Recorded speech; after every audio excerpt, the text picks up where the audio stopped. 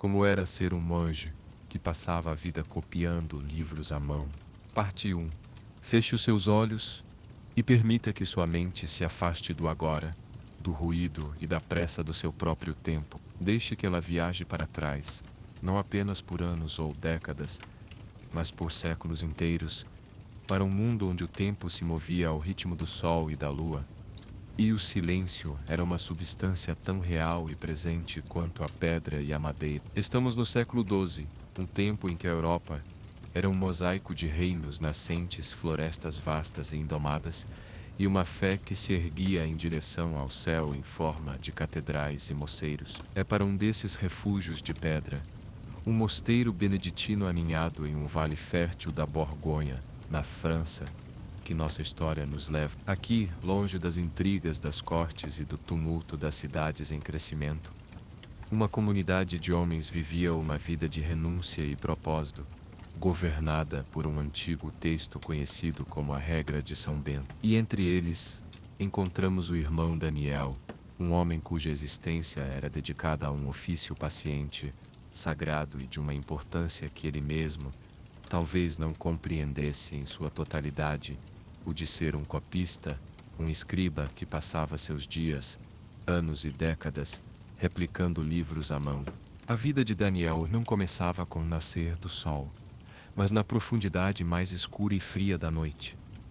O mundo exterior estava mergulhado em um silêncio absoluto, quebrado apenas pelo uivo distante do vento nos bosques ou pelo chamado noturno de uma coruja. Dentro do dormitório comunal do mosteiro, a escuridão era quase total, um veludo negro e pesado que parecia pressionar os olhos. Era um vasto salão de pedra, com um teto de vigas de madeira que se perdia nas sombras acima. Ao longo das paredes, dezenas de monges dormiam em seus catres simples, que não eram mais do que estrados de madeira com colchões recheados de palha, que exalavam um cheiro seco e terroso.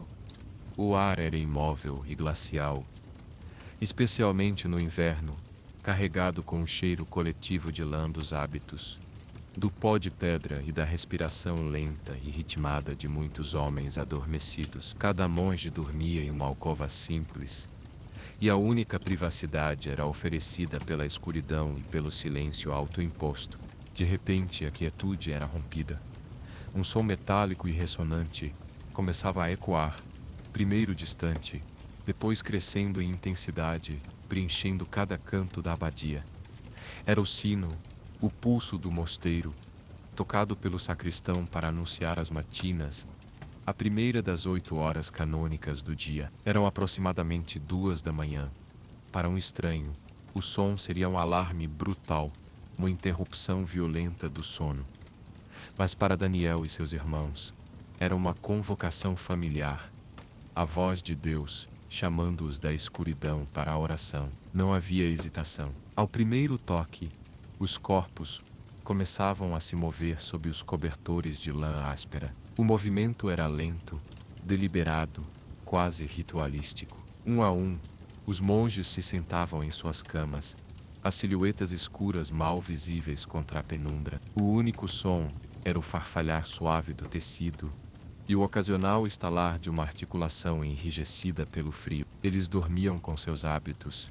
Então vestir-se era simplesmente uma questão de ajeitar a túnica, calçar as sandálias de couro grosso e puxar o capuz sobre a cabeça, um gesto que criava um casulo de foco pessoal em meio à vida comunitária. Em uma procissão silenciosa e ordenada, eles deixavam o dormitório e entravam no claustro. O claustro era o coração arquitetônico e espiritual do mosteiro, um corredor coberto em forma de quadrado que circundava um jardim central. Aquela hora da noite era um lugar de beleza austera e misteriosa. A luz de tochas ocasionais, presas em suportes de ferro nas paredes de pedra, lançava sombras longas e dançantes que pareciam perseguir seus pés. As colunas de pedra e os arcos góticos criavam um ritmo visual, uma moldura para o céu noturno acima, salpicado de estrelas de um brilho frio e intenso que nunca se via em tempos modernos. O ar no claustro era ainda mais frio do que no dormitório, e Daniel podia sentir a umidade da noite em seu rosto, trazendo consigo o cheiro do jardim adormecido, terra úmida, folhas molhadas, e na primavera, a promessa distante de flores. O som de suas sandálias de couro batendo suavemente no chão de lajes de pedra. Era o único som, uma cadência suave e uníssona, que media sua passagem do sono para a vigília, do descanso para a devoção. Eles entravam na igreja da abadia, um espaço vasto e cavernoso projetado para elevar a alma. Se o claustro era o coração, a igreja era a alma do mosteiro. A escuridão aqui era ainda mais profunda. O teto abobadado tão alto que se dissolvia completamente nas sombras, dando a impressão de que o próprio céu noturno estava contido dentro daquelas paredes. A única luz vinha de uma única lâmpada a óleo ou de algumas velas, que ardiam perpetuamente perto do altar, sua pequena chama um ponto de esperança dourada na imensidão de pedra e escuridão. O cheiro era inconfundível e eterno. O aroma penetrante de incenso queimado horas antes, que parecia ter impregnado a própria pedra ao longo dos séculos, misturado com o cheiro de cera de abelha derretida e o frio mineral da pedra maciça. Os monges tomavam seus lugares nos coros, os assentos de madeira dispostos em fileiras de cada lado da nave central, de frente um para o outro. A madeira escura e polida pelo uso de gerações de monges rangia suavemente sob seu peso. Então, o silêncio era preenchido por um som. Começava com uma única voz, a do chantre, que entoava a primeira linha de um salmo. E então, como uma onda que cresce lentamente, as vozes dos outros monges se juntavam a ele, unindo-se em um canto gregoriano perfeitamente harmonizado.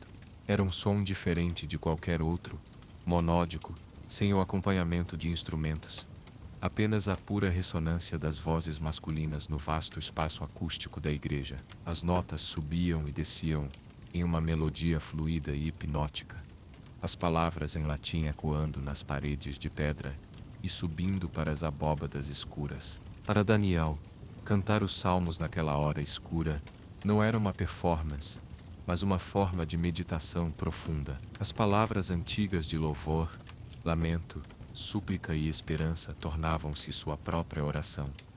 Ele sentia as vibrações do canto em seu peito, a ressonância de sua voz, se misturando com a de seus irmãos, dissolvendo sua individualidade em uma única corrente de devoção coletiva. A oração não era apenas falada ou pensada, era sentida, vivida, respirada na escuridão fria da madrugada. As matinas eram o ofício mais longo do dia, uma vigília de salmos, leituras das escrituras e hinos que durava mais de uma hora, um ato de resistência espiritual contra a escuridão, tanto literal quanto metafórica.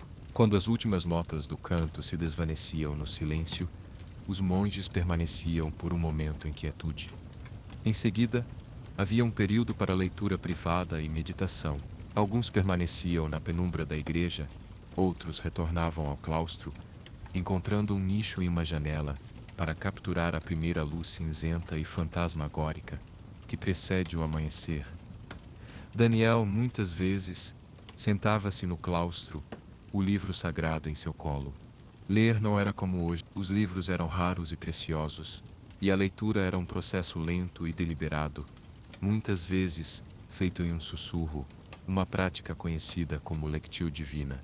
As palavras eram saboreadas, ruminadas, meditadas. Ele lia uma passagem dos evangelhos ou dos escritos de um dos padres da igreja, como Santo Agostinho, e depois fechava os olhos, ponderando sobre seu significado, deixando que as palavras penetrassem em sua mente e em seu coração. Este era um momento de profunda introspecção, um diálogo silencioso entre sua alma e o texto sagrado. O sino tocava novamente, desta vez para as laudes, a oração do amanhecer. Eles retornavam à igreja. Agora, uma mudança sutil estava acontecendo. As janelas altas do lado leste da igreja, antes retângulos de escuridão, começavam a brilhar com um cinza pálido que lentamente se transformava em tons de rosa e laranja à medida que o sol subia no horizonte. A luz do dia, fraca a princípio, mas ganhando força, penetrava no santuário, revelando gradualmente a arquitetura em sua totalidade, a altura das colunas, a complexidade das abóbadas, as esculturas de pedra de santos e anjos, que pareciam despertar de seu sono noturno. Se as janelas tivessem vitrais, o que se tornava mais comum em abadias mais ricas, a luz da manhã projetaria manchas de cor, rubi, safira e esmeralda, no chão de pedra, como joias espalhadas. As orações das laudes eram de louvor e ação de graças pelo dom de um novo dia, e o canto parecia ter uma qualidade mais brilhante e esperançosa, acompanhando o nascimento da luz. Após as laudes e outro breve período de leitura, o sino chamava para a prima, a oração da primeira hora do dia, por volta das 6 da manhã. Depois da prima, a comunidade se reunia na sala do capítulo. Este era um salão formal, muitas vezes com bancos de pedra, ao longo das paredes, onde os assuntos práticos do mosteiro eram discutidos. A reunião começava com a leitura de um capítulo da regra de São Bento, um lembrete diário das diretrizes que governavam suas vidas. O abade, o pai espiritual e administrador do mosteiro, então designava as tarefas do dia. Ele falava sobre as necessidades da cozinha, do jardim, da oficina ou da enfermaria.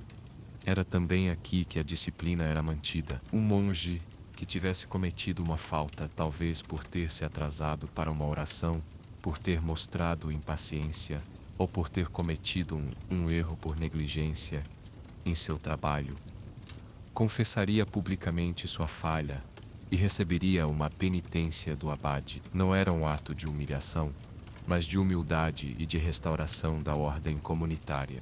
Finalmente, após essas horas de oração e organização, o dia de trabalho começava. Para muitos monges, isso significava ir para os campos, para as oficinas de ferraria ou carpintaria, ou para a cozinha. Mas para o irmão Daniel, significava caminhar até o local que era seu domínio, seu santuário e seu campo de batalha.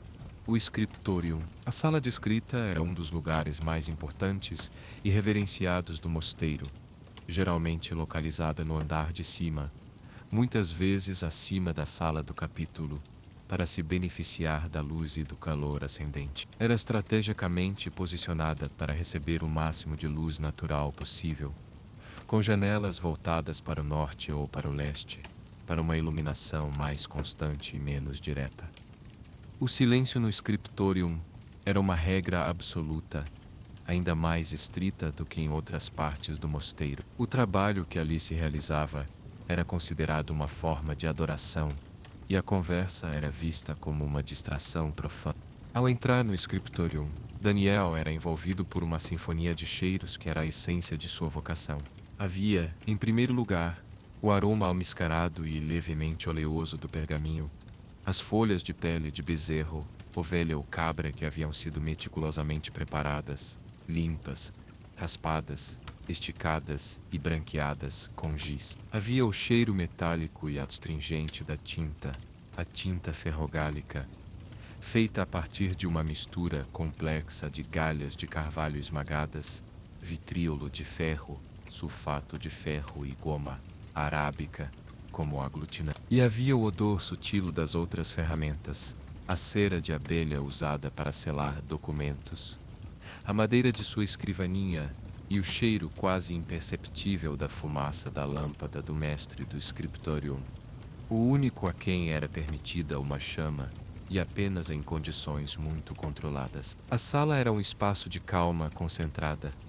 Vários monges já estavam em seus postos, cada um em sua própria escrivaninha de madeira, inclinada para facilitar a escrita. A única trilha sonora era o arrastar rítmico e quase hipnótico de dezenas de penas de ganso sobre a superfície do pergaminho. Um som suave como o de folhas secas, sendo varridas por uma brisa leve. Daniel se dirigia à sua estação de trabalho. Sobre a mesa de carvalho maciço, suas ferramentas o aguardavam, dispostas com uma precisão quase cirúrgica. Havia, antes de tudo, suas penas. Eram penas de voo de ganso ou, às vezes, de cisne, escolhidas por sua força e flexibilidade. Ele mesmo as preparava, um processo que exigia grande habilidade, Com um pequeno canivete afiado, ele endurecia a ponta mergulhando-a em areia quente e depois a esculpia, cortando uma fenda minúscula e precisa para controlar o fluxo da tinta. A qualidade da ponta determinava a beleza e a consistência de sua caligrafia. Ao lado, em um suporte, estava seu tinteiro, feito de um chifre de boi polido, cheio com a tinta preta e permanente que ele talvez tivesse ajudado a preparar. Havia também um pequeno recipiente com tinta vermelha, feita de minerais como minium, óxido de chumbo ou cinábrio, usada para títulos, rubricas e as iniciais mais simples. Sobre a mesa havia também uma pedra pómez para alisar qualquer aspereza na superfície do pergaminho, uma faca de raspar para corrigir erros, e um furador e uma régua para marcar as margens e as linhas guias, garantindo que seu texto fosse perfeitamente alinhado. Seu trabalho do dia estava definido. O mestre do scriptorium, o Armários, que também era o bibliotecário, havia-lhe entregado o códice que ele deveria copiar, um volume pesado dos Salmos, com uma encadernação de couro já gasta pelo uso. Aquele livro era um tesouro, talvez já com 100 anos ou mais, copiado por um irmão de uma geração anterior. A tarefa de Daniel era criar uma nova cópia, para que o conhecimento não se perdesse, e para que a abadia pudesse, talvez, trocar a nova cópia com outro mosteiro por um texto que eles não possuíam. Ele abriu o livro antigo em um suporte ao lado de sua escrivaninha. Em seguida, pegou uma folha de pergaminho virgem, grande e de um branco cremoso. A preparação da página era o primeiro passo crucial. Com um furador, ele fazia pequenas perfurações nas margens. Depois, usando a régua e um estilete de chumbo ou prata, ele traçava linhas horizontais e verticais muito tênues sobre a página, criando uma grade invisível que guiaria sua mão. O espaçamento, as margens, o layout de 2 colunas, tudo era predeterminado e exigia uma precisão matemática. Com a página pronta, o verdadeiro ritual começava. Daniel endireitava as costas, respirava fundo para acalmar qualquer tremor em sua mão e fazia uma breve oração silenciosa. Então, mergulhava a ponta recém-afiada de sua pena no tinteiro, retirando apenas a quantidade certa de tinta. Ele posicionava a pena sobre o pergaminho e começava a formar a primeira letra. Sua mão se movia com uma economia de gestos que vinha de anos de prática incessante. Ele escrevia na minúscula carolingia, ou talvez em uma forma inicial da escrita gótica, com suas letras altas e angulares. Cada traço era deliberado, a pressão para baixo criando uma linha grossa, a pressão para cima criando um traço fino. Era uma dança delicada de mão, pulso e dedos. Um ato de controle muscular e concentração mental absolutos. Ele não estava apenas escrevendo palavras, estava pintando-as, construindo a arquitetura da página letra por letra. Sua mente estava totalmente imersa na tarefa. Ele se concentrava no formato de cada letra, no espaço entre as letras, no fluxo das palavras. Ao mesmo tempo, as palavras que ele copiava, os salmos, neste caso, ressoavam em sua mente, transformando o trabalho físico em um exercício espiritual contínuo. O mundo exterior, com seus sons e distrações, simplesmente desaparecia. Havia apenas ele, a pena, o pergaminho e as palavras sagradas que fluíam através de sua mão, um elo vivo em uma longa e ininterrupta corrente de fé e conhecimento. A manhã se estenderia assim, em um silêncio produtivo, o som do riscar da pena sendo a única medida da passagem lenta e inexorável do tempo. Parte 2. As horas da manhã se desdobravam numa cadência de silêncio e concentração no scriptorium. O sol, em sua lenta e majestosa jornada pelo céu, era o grande cronômetro da abadia, e Daniel podia marcar a passagem do tempo observando o movimento dos feixes de luz que entravam pelas janelas altas. Como dedos de um ser etéreo, eles rastejavam pelo chão de pedra, subiam pelas pernas das escrivaninhas e, eventualmente, tocavam as costas de seus irmãos, um calor sutil e bem-vindo na frieza da sala. A existência de Daniel, Durante essas horas, se contraía, focando-se com uma intensidade quase dolorosa na pequena e luminosa área de pergaminho à sua frente. O mundo exterior, com suas estações mutáveis, suas intrigas políticas e o simples ir e vir da vida secular, parecia uma realidade distante, uma história contada por outra pessoa. O que era real, o que constituía a totalidade de seu universo, era a textura levemente granulada do pergaminho sob a palma de sua mão esquerda, a resistência sutil da ponta da pena ao deslizar sobre a superfície preparada e a linha de um preto profundo e aveludado que se desenrolava atrás dela, dando forma visível, tangível e permanente às palavras sagradas que ele transcrevia. Seu corpo, no entanto, era uma âncora teimosa, que o impedia de flutuar completamente para o reino do espírito e do intelecto. A imobilidade prolongada, que para um observador externo poderia parecer pacífica, era uma forma de penitência em si mesma, uma batalha constante travada contra os limites da carne. Sentado no banco de madeira de carvalho, uma peça robusta e sem encosto, polida pelo uso de gerações de monges antes dele, sua coluna estava perpetuamente curvada para a frente. Ele sentia uma dor surda e persistente começar a se instalar na região lombar, uma queixa tão familiar que se tornara uma espécie de ruído de fundo em sua consciência. Era uma dor que não era aguda, mas roía, uma presença constante que irradiava para seus quadris e coxas. Seus ombros, contraídos para dar estabilidade à sua mão direita, ficavam tensos como cordas de um arco, e os músculos de seu pescoço enrijeciam com o esforço de manter a cabeça inclinada na mesma posição por horas a fio. Ele tentava, de tempos em tempos, fazer discretos movimentos, rodando os ombros ombros ou esticando o pescoço para o lado, mas qualquer movimento maior era uma quebra na disciplina do silêncio e da imobilidade que reinava no escritório. O frio era o inimigo mais insidioso. As paredes de pedra da abadia, com mais de 1 metro de espessura, eram eficientes em isolar o interior do calor do verão, mas no inverno, elas pareciam absorver e reter o frio da terra, irradiando-o para dentro. O scriptorium, apesar de sua localização estratégica, raramente era um lugar que se poderia chamar de quente. O hálito de Daniel, nos meses mais frios, frequentemente se condensava em pequenas nuvens de vapor branco à sua frente, um lembrete visível da temperatura glacial. Ele usava luvas de lã sem dedos, tricotadas por ele mesmo ou por outro irmão, que mantinham suas mãos e pulsos aquecidos, mas a destreza necessária para o trabalho minucioso exigia que as pontas de seus dedos ficassem expostas. Eram essas pontas dos dedos que sofriam mais. Elas frequentemente ficavam dormentes, perdendo a sensibilidade, e assumiam uma tonalidade azulada preocupante.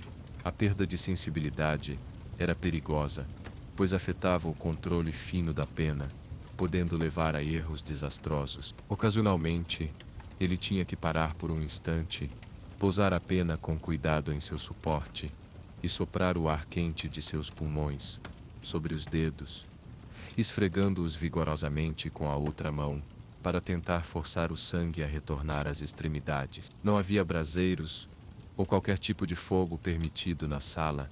O risco de uma faísca perdida, voar e pousar sobre um manuscrito, destruindo em segundos um trabalho que levara anos para ser concluído, e um tesouro de valor incalculável, era simplesmente grande demais para ser cogitado. O único calor real vinha de dentro, da chama da concentração e do calor corporal, compartilhado dos 20 ou 30 irmãos que trabalhavam em proximidade silenciosa. Seus olhos também travavam sua própria batalha diária, o esforço contínuo de focar nas letras minúsculas, de manter a consistência do tamanho e do espaçamento com uma precisão quase mecânica, de seguir as linhas guia de chumbo que eram traçadas para serem quase invisíveis, cobrava um preço alto. Ao final de uma longa sessão de trabalho, ele sentia os olhos arderem. Uma sensação de areia sob as pálpebras. A imagem das letras, por vezes, começava a dançar ou a desfocar, e ele precisava fechar os olhos com força por um momento ou olhar para longe, para a janela mais próxima, focando na forma distante de uma nuvem ou de uma árvore para permitir que seus músculos oculares relaxassem. Muitos dos monges mais velhos no scriptorium sofriam de visão fraca, e era comum vê-los aproximando o rosto perigosamente do pergaminho, apertando os olhos para enxergar. Os óculos, embora já tivessem sido inventados no sul da Europa, ainda eram uma raridade extrema e um luxo quase inimaginável para um mosteiro modesto na Borgonha. A perda da acuidade visual era uma das maiores ameaças à carreira de um copista, e a perspectiva de não poder mais realizar seu trabalho sagrado era um medo constante que pairava sobre Daniel. Sua mão direita, a ferramenta de seu ofício, também protestava. Após horas segurando a pena na mesma posição, seus dedos começavam a ter câimbras. Ele sentia uma rigidez se espalhar pela mão, uma condição que mais tarde seria conhecida como paralisia do escrivão.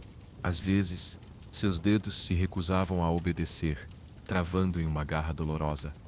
Ele precisava parar, pousar a pena e massagear a mão, flexionando os dedos um a um, tentando afastar a rigidez.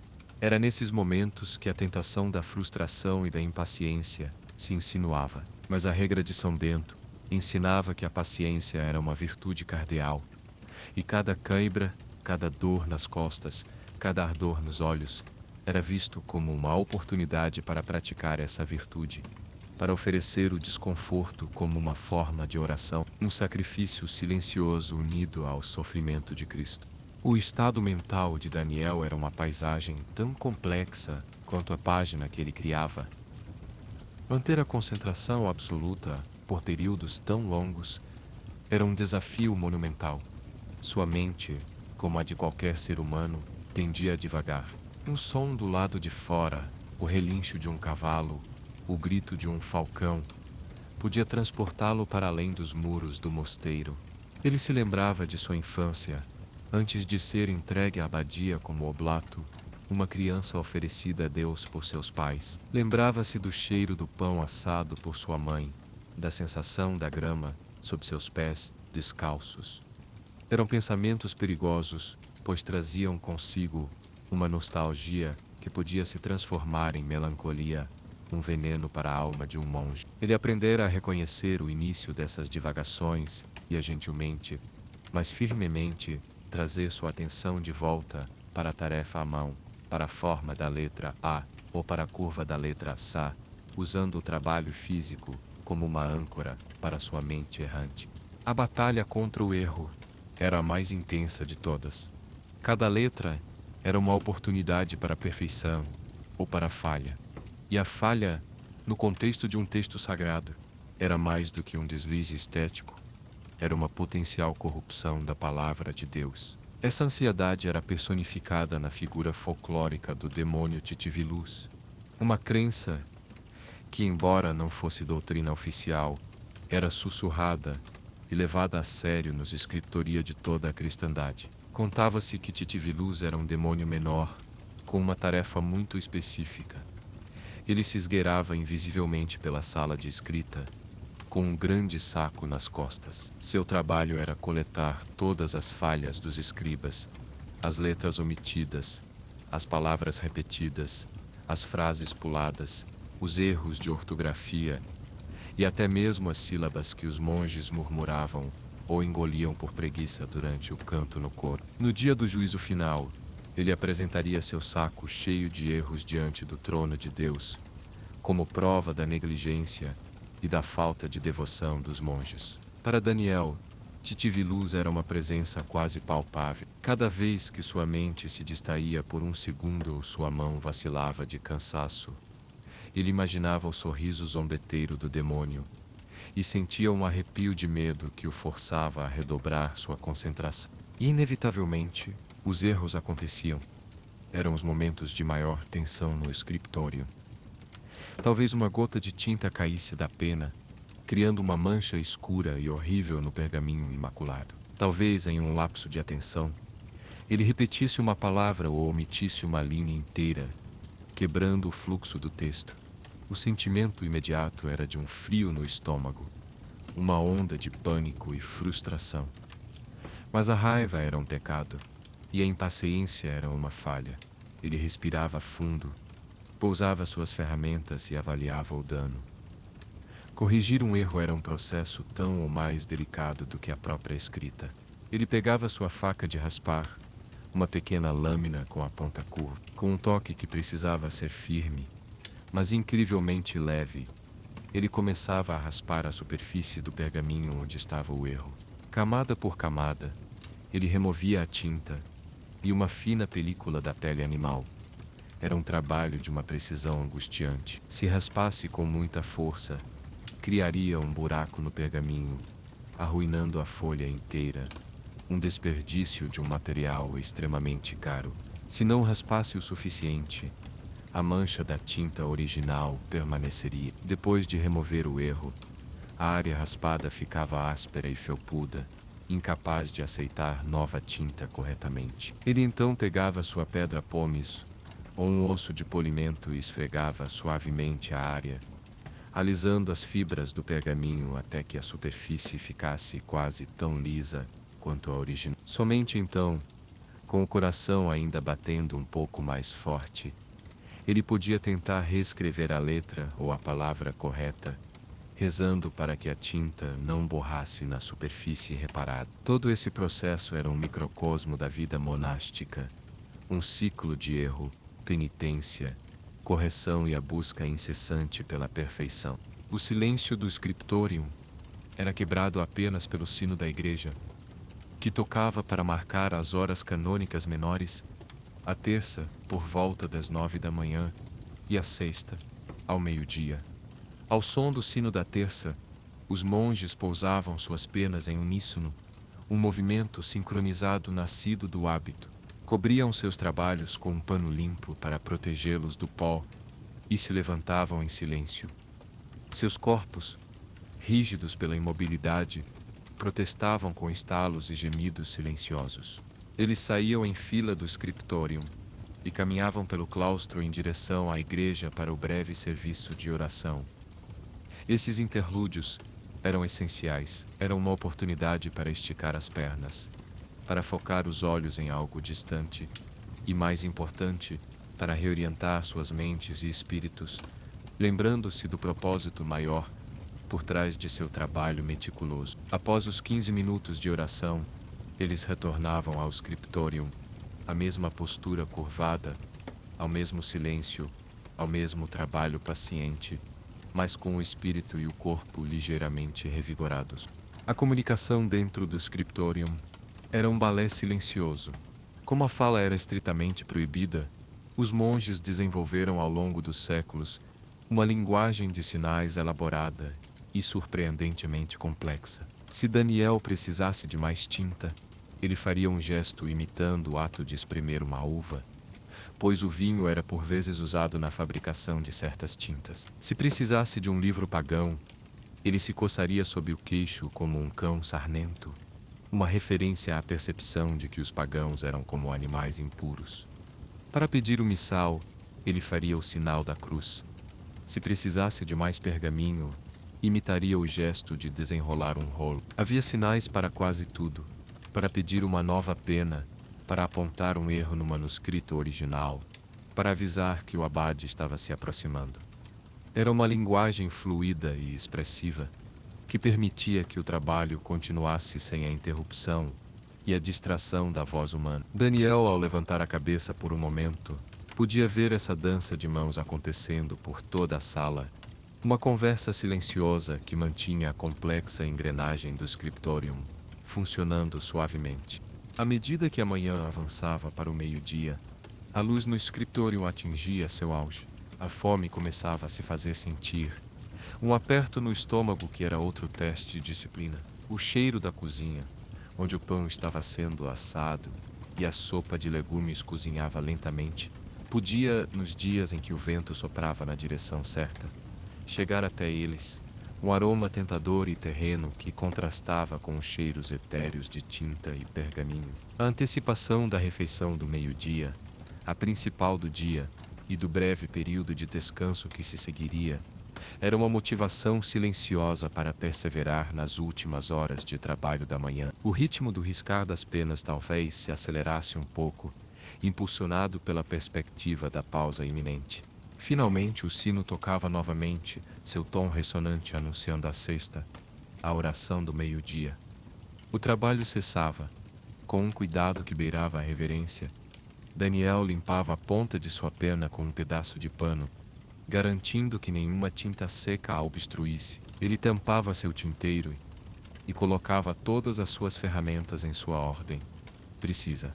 Cobria cuidadosamente a página em que estava trabalhando, uma página que era o resultado de 4 ou 5 horas de esforço ininterrupto. Ele se levantou, sentindo a dor familiar em suas costas, e juntou-se à fila de seus irmãos. Eles saíam do scriptorium, deixando para trás a sala silenciosa e cheia de trabalhos em andamento, e caminhavam em direção à igreja para a oração do meio-dia. Depois da oração, eles iriam para o refeitório. A transição do trabalho intelectual, isolado para a comunidade silenciosa da oração e da refeição, era uma parte fundamental do ritmo que definia e sustentava sua vida extraordinariamente ordenada e devota. Parte 3. O som ressonante do sino da sexta-feira parava no ar, um sinal de bronze que marcava a fronteira invisível entre a metade da manhã e a tarde. Para o irmão Daniel e seus companheiros no scriptorium, era um som de libertação e de transição, com uma série de movimentos sincronizados, nascidos de anos de repetição. As penas eram limpas e pousadas, os tinteiros tampados e os preciosos manuscritos cobertos com panos de linho. O zumbido silencioso da concentração coletiva se dissipou, substituído pelo som suave de corpos se levantando de bancos de madeira e o farfalhar de hábitos de lã. A dor nas costas de Daniel, antes um ruído de fundo surdo, tornou-se aguda quando ele endireitou a coluna, um lembrete físico das horas de devoção curvada. Ele se juntou à procissão silenciosa que saía do scriptorium, piscando os olhos ao encontrar a luz mais ampla do claustro, seus olhos ainda ajustados à penumbra e ao foco intenso de seu trabalho. A primeira parada, como sempre, era a igreja. O breve serviço da sexta era uma reafirmação do propósito que sustentava toda a sua existência. A oração servia para purificar a mente das minúcias do trabalho, fossem elas a forma de uma letra ou a preocupação com o erro, e reorientá-la para Deus. A luz do meio-dia inundava a nave, dramaticamente diferente da escuridão das matinas ou da luz suave da manhã. Ela caía quase verticalmente pelas janelas do clerstório, criando poças de luz brilhante no chão de pedra e fazendo a poeira que dançava no ar brilhar como ouro. O canto, àquela hora, parecia ter uma qualidade mais robusta, menos etérea, um reconhecimento do dia em seu pleno vigor. 15 minutos depois, o serviço terminou e a procissão se refez, desta vez em direção ao refeitório, o grande salão de refeições. Antes de entrar, os monges paravam no lavatório, uma grande fonte de pedra, muitas vezes octogonal, localizada no claustro.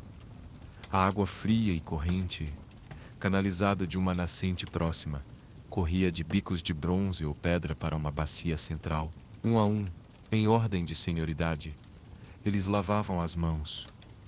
Este não era apenas um ato de higiene, mas um ritual simbólico, lavando não apenas o pó do trabalho, mas também as distrações do mundo, preparando-se para receber o alimento com um espírito limpo. O choque da água gelada nas mãos de Daniel era revigorante, despertando-o da letargia induzida pela imobilidade e pela concentração. Ele secou as mãos em uma das longas toalhas de linho penduradas nas proximidades, e então, com as mãos cruzadas dentro das mangas largas de seu hábito, esperou em silêncio para entrar no refeitório. O refeitório era um salão longo e alto, semelhante em sua arquitetura de pedra e teto de vigas à igreja, mas desprovido de sua ornamentação. O mobiliário era simples e funcional, longas mesas de carvalho maciço e bancos igualmente robustos, dispostos em fileiras paralelas. Em uma das paredes, Elevado a alguns metros do chão, havia um púlpito de pedra ou madeira. O ar no refeitório era uma mistura complexa de cheiros.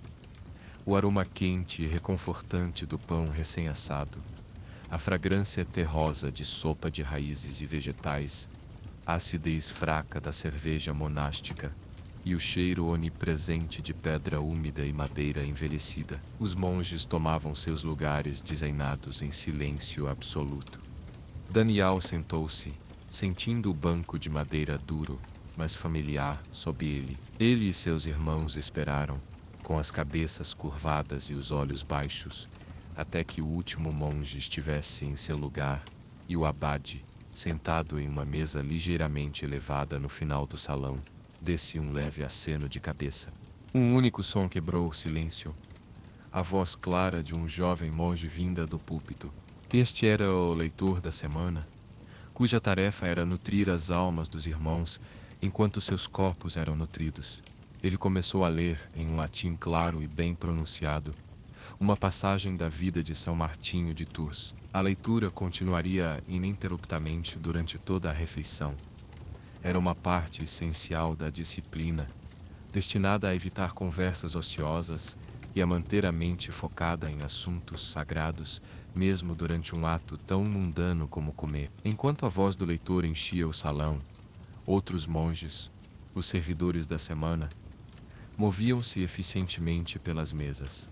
Eles depositavam diante de cada irmão um pedaço grosso de pão escuro, uma tigela de barro fumegante e um caneco de madeira. Daniel olhou para sua refeição. Era a dieta padrão beneditina, simples, nutritiva e deliberadamente não luxuosa. O pão era o esteio de sua alimentação. Era um pão denso e pesado feito com uma mistura de farinhas de centeio e cevada cultivadas nos próprios campos do mosteiro. A casca era grossa e quase preta, e o miolo, embora saboroso, era grosseiro e exigia uma mastigação vigorosa.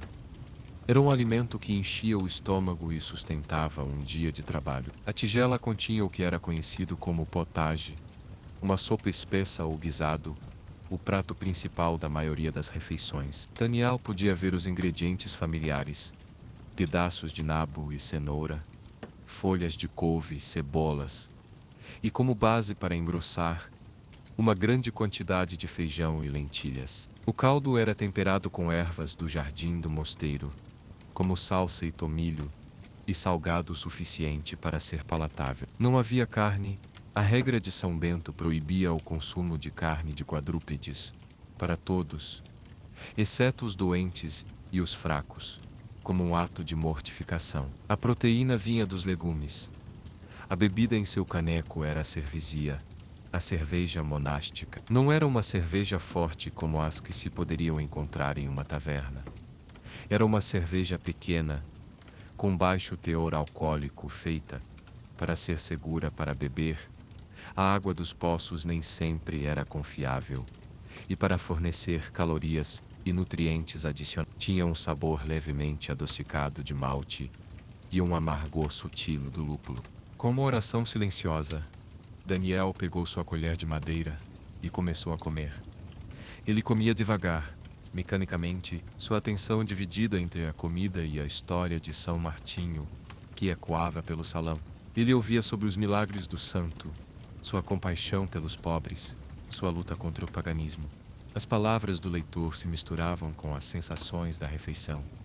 O calor da sopa se espalhando por seu peito, o sabor rústico do pão, a textura dos vegetais cozidos. Era uma experiência sinestésica, onde a nutrição física e a edificação espiritual se fundiam.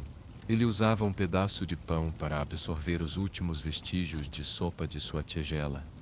Um gesto prático que garantia que nada fosse desperdiçado e que também limpava a tigela. O desperdício era considerado um pecado, um insulto à providência de Deus e ao trabalho dos irmãos que cultivavam os alimentos. Toda a refeição durava talvez 30 ou 40 minutos, consumida em um silêncio total, pontuado apenas pela voz do leitor e pelo som suave de colheres raspando tigelas de barro e canecos, sendo pousados em mesas de madeira.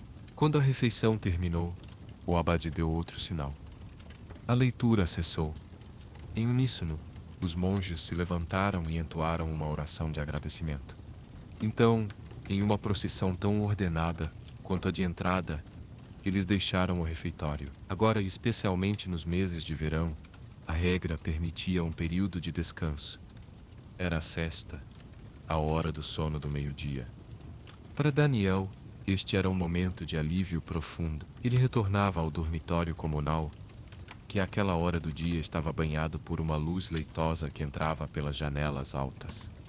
Ele se deitava em sua cama de palha sem se despir, e o simples ato de esticar as costas e aliviar a pressão em sua coluna era um prazer quase extasiante. O cansaço da manhã, tanto físico quanto mental, o dominava rapidamente. Ele fechava os olhos e o mundo se dissolvia em um sono breve, mas profundo e restaurador, um interlúdio de inconsciência antes que o trabalho da tarde começasse. O sino tocou novamente, desta vez com um som mais suave, chamando-os de volta ao trabalho. O Aret Labora, oração e trabalho de São Bento, exigiam um equilíbrio. Se a manhã de Daniel fora dedicada à hora intelectual do scriptorium, a tarde era frequentemente dedicada ao labora manual. Deixar o mundo confinado e mental do scriptorium para trabalhar ao ar livre era uma mudança bem-vinda, uma forma de reconectar o corpo e o espírito com o mundo físico da criação de Deus. Daniel foi designado para trabalhar nos jardins, uma tarefa que ele apreciava imensamente. O mosteiro era uma entidade em grande parte autossuficiente, um microcosmo da sociedade. Tinha seus próprios campos, moinho, padaria e oficinas, e no coração de sua produção de alimentos estavam os jardins, espaços de ordem e produtividade cuidadosamente cultivados. Daniel caminhou primeiro para o Herbolarius, o jardim de ervas, localizado perto da enfermaria e da cozinha. Era um espaço de beleza geométrica, com canteiros elevados, muitas vezes cercados por cercas de vime, albordas de pedra, dispostos em um padrão simétrico. Cada canteiro era dedicado a um tipo específico de erva. O ar ali era pesado com uma mistura complexa de fragrâncias. Havia o cheiro limpo e canforado da sálvia e do alecrim, usados tanto na culinária quanto como desinfetantes na enfermaria. Havia o perfume calmante da lavanda e da camomila, cujas flores seriam colhidas e secas para fazer chás para dormir ou para serem espalhadas no chão para perfumar os ambientes e repelir insetos. Havia o cheiro pungente da arruda e do hisopo, ervas com fortes propriedades medicinais. O trabalho de Daniel era delicado. Ele se ajoelhava na terra macia e com os dedos arrancava cuidadosamente as pequenas ervas daninhas que competiam por luz e nutriente. Ele verificava as plantas em busca de sinais de doença ou pragas e com uma pequena tesoura de ferro podava as folhas secas ou colhia cachos de ervas maduras, amarrando-os para serem levados para secar nas vigas da enfermaria. Sentir a terra sob suas unhas, o sol da tarde em suas costas e inalar os aromas potentes das plantas era uma forma de meditação sensorial, um contraponto perfeito à abstração de seu trabalho matinal. Depois de uma hora no jardim de ervas, ele se mudou para o hortus, o Arta, uma área muito maior onde os vegetais básicos da dieta monástica eram cultivados. Aqui, o trabalho era mais árduo. A escala era impressionante.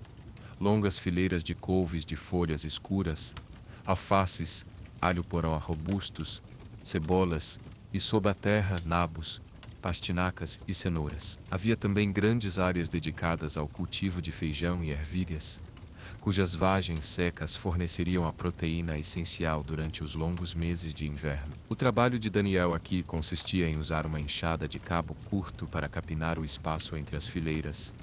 Um trabalho repetitivo e cansativo que fazia suas costas doerem de uma maneira diferente da dor do scriptório. Ele também ajudava a carregar baldes de água de um poço próximo para regar as plantas mais jovens. Enquanto trabalhava, ele não estava sozinho. Outros monges do coro trabalhavam nas proximidades, mas a maior parte do trabalho pesado e contínuo nos campos e jardins era realizada pelos fratres conversi, os irmãos leigos. Estes eram homens que haviam se juntado à comunidade monástica, mas não eram clérigos ordenados. Eles faziam votos de pobreza, castidade e obediência, mas seu dia era estruturado de forma diferente, com menos tempo dedicado aos ofícios litúrgicos e muito mais tempo dedicado ao trabalho manual. Eles eram os agricultores, moleiros, ferreiros e pedreiros do mosteiro. Daniel trabalhava ao lado de um irmão leigo chamado Martim, um homem corpulento e de poucas palavras, com mãos que pareciam feitas de couro e madeira. A comunicação entre eles era mínima, limitada a gestos e palavras essenciais relacionadas à tarefa. Havia um respeito mútuo, mas também uma distinção clara em seu status e função. Daniel era um monge do coro. Sua principal função era a oração e o trabalho intelectual. Martim era um irmão leigos.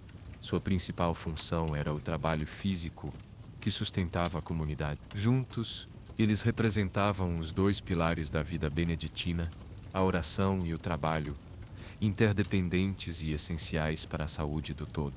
O sol começou a descer no céu, alongando as sombras. O sino tocou para a nona hora, por volta das 3 da tarde. O trabalho parou, os monges largaram suas ferramentas. Limparam a terra de suas mãos, o melhor que puderam, e caminharam de volta dos jardins e campos para a igreja para outro breve serviço de oração. Depois da nona, havia mais um período de trabalho, mas geralmente mais leve, ou um tempo para leitura e estudo pessoal, antes que o dia de trabalho terminasse completamente. Daniel, às vezes, retornava ao scriptorium, não para escrever, mas para preparar o pergaminho para o dia seguinte, um processo que envolvia esticar as peles em uma armação e raspá-las com uma lâmina em forma de meia-lua para obter a espessura e a suavidade perfeitas. Finalmente, quando a luz do dia começou a assumir um tom dourado e melancólico, o sino soou para as vésperas, a oração da noite. Este era um dos ofícios mais importantes e belos do dia, um dos gonzos sobre os quais o dia litúrgico girava, juntamente com as laudes. Todos os membros da comunidade, monges do coro e irmãos leigos, se reuniam na igreja. As velas no altar eram acesas, e sua luz quente e bruxuleante começava a lutar contra a escuridão crescente. As vésperas eram um serviço de ação de graças pelo dia que havia passado, e uma oração por proteção durante a noite que se aproximava. O ponto alto do serviço era o canto do Magnificat, o cântico da Virgem Maria. A minha alma engrandece o Senhor, enquanto a voz coletiva dos monges se elevava no ar fresco da noite, entoando a melodia antiga e solene. Daniel sentia o dia se fechando sobre si mesmo.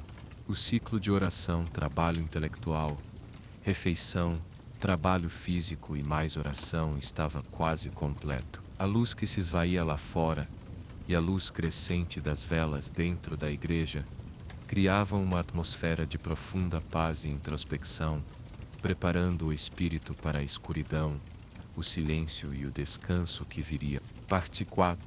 Quando as últimas notas do Magnificat se dissolveram na vasta acústica de pedra da igreja, um silêncio profundo e ressonante se instalou. As vésperas haviam terminado. A luz do dia lá fora era agora apenas uma faixa fina e desbotada de índigo e laranja no horizonte ocidental, e dentro da igreja, a escuridão começava a se acumular nos cantos mais distantes e a subir pelas colunas, como uma maré lenta. O brilho das velas no altar parecia, por contraste, mais intenso e sagrado, pequenas ilhas de luz dourada em um oceano crescente de sombras.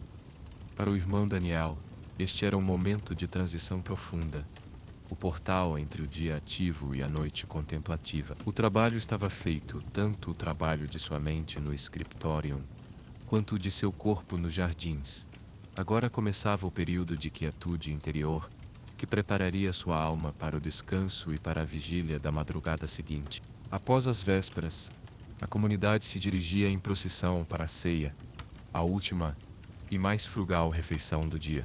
O refeitório, que ao meio-dia estava preenchido com a luz clara do sol, agora era um lugar de penumbra, iluminado por algumas lâmpadas a óleo que lançavam longas sombras e davam aos rostos de seus irmãos uma qualidade escultural e anônima. A refeição era muitas vezes composta apenas pelas sobras do almoço servidas frias ou, mais comumente, por um pedaço de pão e um caneco de água ou da mesma cerveja fraca. A frugalidade era intencional, seguindo o preceito da regra de que o monge deve se levantar da mesa, ainda com um pouco de fome, um ato de disciplina que subjugava os apetites do corpo. Como no almoço um leitor se postava no púlpito, sua voz a única a quebrar o silêncio enquanto os monges comiam. A leitura da noite, porém, era frequentemente de natureza diferente. Em vez das vidas dos santos, o abade muitas vezes escolhia leituras dos Coleciones de João Cassiano, um texto do século V que descrevia as vidas e os ensinamentos dos padres do deserto. Enquanto Daniel mastigava lentamente seu pão áspero, ele ouvia as histórias daqueles ascetas radicais, os primeiros monges que haviam se retirado para a solidão dos desertos do Egito e da Síria. Ele ouvia sobre suas lutas contra os demônios, não apenas os demônios externos do folclore, mas os demônios internos da assídia, preguiça espiritual, da vanglória, da ira e da tristeza. Ele ouvia sobre seus jejuns prolongados, suas vigílias noturnas e sua busca incessante por uma união mística com Deus. Para Daniel, vivendo em uma comunidade altamente organizada e relativamente segura, a vida daqueles eremitas parecia de uma intensidade quase sobre-humana. No entanto, suas lutas eram, em essência, as mesmas que ele enfrentava em sua própria vida.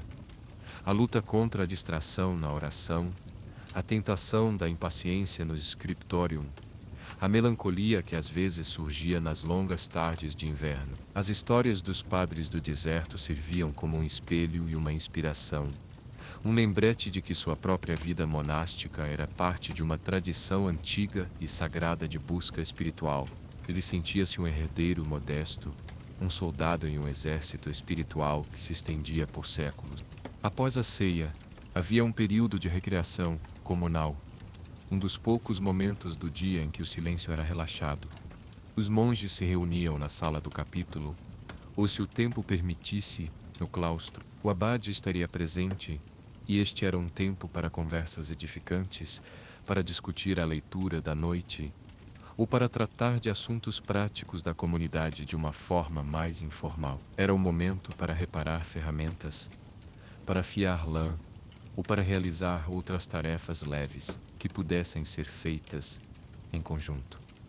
Para Daniel, era uma oportunidade rara de ouvir a voz de seus irmãos, de ver seus sorrisos, de sentir a textura humana da comunidade da qual fazia parte. Ele podia conversar brevemente com o irmão Matthew, o enfermarius, o enfermeiro, sobre quais ervas seriam necessárias para a enfermaria, ou com o irmão Gilbert, o chantre, sobre uma passagem particularmente difícil no canto gregoriano. Essas interações eram a cola que mantinha a comunidade unida, transformando um grupo de indivíduos em uma fraternidade. Eram momentos de calor humano que o sustentavam através das longas horas de trabalho solitário e oração silenciosa. A saúde e a higiene, embora rudimentares para os padrões modernos, eram tratadas com uma seriedade pragmática. O mosteiro tinha uma enfermaria, o infirmarium, que era um edifício separado, muitas vezes com sua própria capela e cozinha. Era para lá que os monges doentes ou muito idosos eram levados. O irmão Matthew, o enfermeiro, era um homem de grande conhecimento prático, uma mistura de médico, farmacêutico e conselheiro. Seu conhecimento era baseado nos textos médicos clássicos que haviam sido preservados na biblioteca, como os de Galeno, mas principalmente em uma vasta sabedoria popular e herbal. Daniel via a enfermaria como um lugar de compaixão e cuidado. Era o único lugar no mosteiro onde as regras dietéticas eram relaxadas e a carne era permitida para ajudar na recuperação dos doentes. O banho completo era visto como uma indulgência e, por vezes, até como algo medicamente desaconselhável, pois se acreditava que abria os poros a maus ares e doenças. No entanto, a limpeza era valorizada. Além da lavagem ritual das mãos, os monges raspavam suas barbas regularmente e mantinham o cabelo cortado na tonsura. Um círculo raspado no topo da cabeça que simbolizava sua coroa de espinhos e seu serviço a Cristo. As roupas eram lavadas regularmente na lavandaria, um trabalho árduo geralmente realizado pelos irmãos leigos ou pelos noviços mais jovens. O cheiro de um monge não era necessariamente de sujeira, mas sim uma mistura de lã, suor, incenso, cera e do trabalho que realizava. No caso de Daniel, o cheiro fraco e permanente de tinta e pergaminho parecia ter se impregnado em sua pele. À medida que a noite se aprofundava, o sino tocava pela última vez no dia, chamando todos para as completas. Este era o ofício final, a oração que completava o dia. A atmosfera na igreja era a mais íntima de todas. A escuridão era quase total, e as poucas velas que ardiam pareciam lutar bravamente contra ela. O serviço era breve e tinha um tom de profunda paz e confiança. Incluía o cântico de Simeão, o Num Dimittis. Agora, Senhor, podes despedir o teu servo em paz. Era uma oração de entrega, de colocar a própria vida e a própria alma nas mãos de Deus. Durante as horas vulneráveis do sono, o serviço terminava com um ritual belo e tranquilizador. O abade, ou um monge por ele, desainado, caminhava pela igreja aspergindo os monges com água benta, um ato de purificação e proteção contra os perigos da noite, tanto físicos quanto espirituais. Ao final das completas, começava o grande silêncio. Do final deste ofício, até a reunião na sala do capítulo na manhã seguinte, nenhuma palavra era falada em todo o mosteiro, sob qualquer circunstância. O silêncio era absoluto e sagrado. Era um tempo para reflexão interior, para evitar qualquer distração que pudesse perturbar a paz da alma antes do sono. O grande silêncio transformava o mosteiro.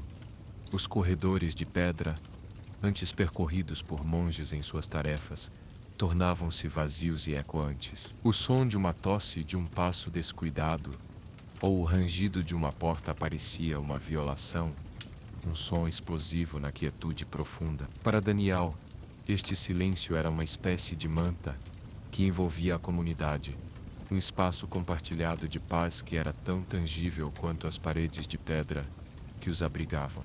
Em uma procissão final e silenciosa, os monges se dirigiam ao dormitório comunal. Daniel subia as escadas de pedra desgastadas, cada degrau um testemunho de incontáveis viagens entre o sono e a oração. No grande salão, cada monge se dirigia à sua alcova, ao seu catre de palha. Ele se sentava em sua cama e, na penumbra, executava seus próprios rituais noturnos. Talvez ele reajustasse o colchão de palha, tentando encontrar uma posição mais confortável. Ele não se despia de seu hábito, apenas afrouxava o cinto e removia sua sandália. Deitar-se na cama dura era, ao mesmo tempo, um alívio e mais um ato de disciplina. O corpo de Daniel doía.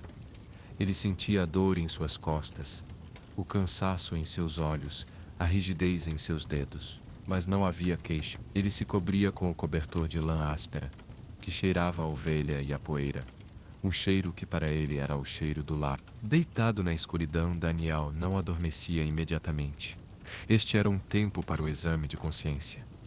Ele repassava o dia em sua mente, não como uma série de eventos, mas como uma série de respostas espirituais. Ele se lembrava do momento de impaciência no scriptorium, quando a tinta borrara. Ele se lembrava da distração durante a oração, quando sua mente vagara para memórias de infância. Ele se lembrava de uma palavra áspera, não dita, mas pensada, em relação a um de seus irmãos. Ele oferecia essas falhas a Deus em uma oração silenciosa, pedindo perdão e a força para fazer melhor no dia seguinte. Era um processo de limpeza espiritual, de acertar as contas com Deus e com sua própria consciência, antes de se entregar ao sono. Os sons da noite se tornavam mais nítidos no silêncio do dormitório. Ele podia ouvir a respiração de dezenas de outros homens ao seu redor, alguns ressonando suavemente, outros suspirando durante o sono. Ele podia ouvir o som do vento assobiando através de uma fresta em uma janela, um som solitário e melancólico que enfatizava a segurança e o calor relativo do abrigo. Às vezes, ele ouvia o som distante e assustador de um lobo uivando na floresta, um lembrete do mundo selvagem e perigoso que existia para além dos muros protetores da abadia. E ele ouvia os sons de seu próprio corpo, o bater de seu coração, o fluxo de sua respiração. Em meio a esses sons, sua mente, treinada por anos de meditação e disciplina, começava a se aquietar. Os pensamentos se tornavam mais lentos, as imagens do dia se desvaneciam. Ele não pensava no futuro, pois o futuro era uma abstração. A vida de um monge era vivida no presente, neste ciclo eterno de dias. Sua única esperança futura era a vida eterna, e cada dia bem vivido era um passo em direção a ela. Ele se entregava ao sono, um estado que os monges viam como um ensaio para a morte, um abandono do controle, uma entrega à vontade de Deus. Os anos passavam marcados não por eventos, mas pelo acúmulo de ciclos. Os verões quentes davam lugar a outonos melancólicos, que por sua vez cediam aos invernos frios e silenciosos, antes que a ressurreição da primavera trouxesse vida nova. E a cada estação, o ritmo da vida de Daniel permanecia o mesmo, ditado pelos sinos. Ele viu jovens noviços chegarem, com rostos cheios de idealismo e medo, e os viu se tornarem homens, e depois velhos, suas costas curvadas como a sua. Ele assistiu à morte de irmãos mais velhos, participou das vigílias e dos funerais, e viu seus corpos serem enterrados no pequeno cemitério do mosteiro, sob simples cruzes de madeira. Cada morte era um memento mori, um lembrete de sua própria mortalidade e da transitoriedade da vida terrena. Com o passar das décadas, o corpo de Daniel começou a atraí-lo de maneiras mais significativas. Sua visão, antes tão aguçada, tornou-se turva. As letras no pergaminho começaram a se fundir umas com as outras, e ele precisava de mais e mais luz para trabalhar. Sua mão, que outrora se movera com tanta graça e precisão, agora tremia incontrolavelmente, um tremor que tornava a caligrafia fina uma impossibilidade. Houve um dia, não marcado por nenhum evento especial, em que o abade, com gentileza, o dispensou de seus deveres no escritório. Não houve cerimônia, apenas um reconhecimento silencioso de que aquela fase de sua vida havia terminado. Não houve tristeza em Daniel, apenas uma aceitação pacífica. Ele havia oferecido seus olhos e suas mãos ao serviço de Deus, e agora que eles não podiam mais servir daquela maneira, ele os ofereceria de outra. Ele se tornou um dos anciãos, os senhores da comunidade. Seu trabalho agora era mais leve. Ele passava muitas de suas tardes na biblioteca, não copiando, mas reparando os livros que ele e outros haviam criado.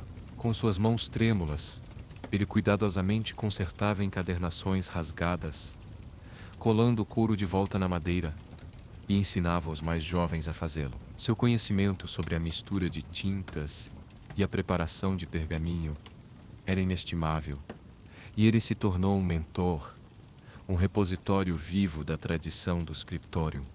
Ele passava mais tempo em oração, sua presença na igreja um pilar silencioso de devoção. Ele não precisava mais do livro para recitar os salmos. Eles estavam gravados em sua memória e em seu coração. Em uma tarde de outono, um jovem monge o encontrou sentado no claustro, observando as folhas caírem no jardim central.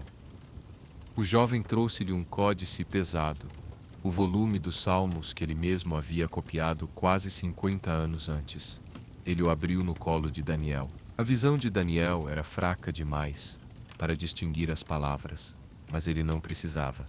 Ele passou os dedos enrugados e manchados de tinta sobre a página. Ele podia sentir a textura do pergaminho, as pequenas elevações onde as letras haviam sido escritas. Ele podia sentir a depressão suave onde a tinta havia sido raspada para corrigir um erro. E ele se lembrou. Ele se lembrou do frio daquela manhã de inverno, da dor em suas costas, da concentração intensa, da oração silenciosa que acompanhava cada traço de sua pena. Sua vida, para um estranho, poderia parecer terrevelida e vazia, uma sucessão interminável de dias idênticos dentro de muros de pedra. Mas para Daniel, olhando para trás, sua vida estava ali, contida naquele livro e em dezenas de outros. Não era uma vida de grandes feitos ou de fama mundana. Tinha sido uma vida de pequenos atos de devoção, repetidos dia após dia, ano após ano. Tinha sido uma vida dedicada a um único e profundo propósito: ser um vaso, um canal através do qual a sabedoria e a fé pudessem ser preservadas e transmitidas através do tempo. Ele era um elo em uma corrente sagrada, e isso era suficiente. Era tudo. Ele fechou os olhos, sentindo o peso do livro em seu colo e o calor fraco do sol da tarde em seu rosto. O sino começou a tocar para as vésperas. Com a ajuda do jovem monge, ele se levantou lentamente e caminhou em direção à igreja, seu corpo frágil movendo-se em direção ao som familiar do canto, um peregrino chegando ao final de sua jornada, em paz.